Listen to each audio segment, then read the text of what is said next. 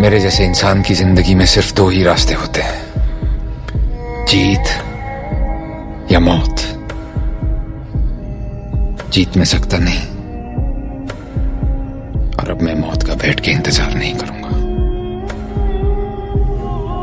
और असली जिंदगी में कोई इंतजार नहीं करता, हमें अपनी गलतियों के साथ ही जीना पड़ता है।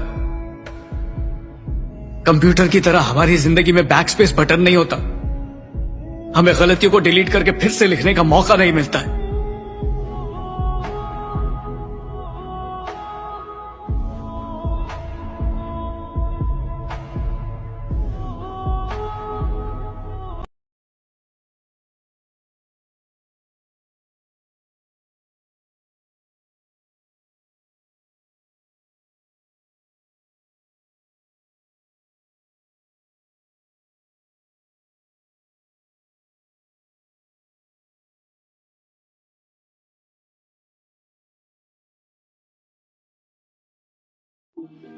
মন ভালো নেই আজ বহুদিন ধরে।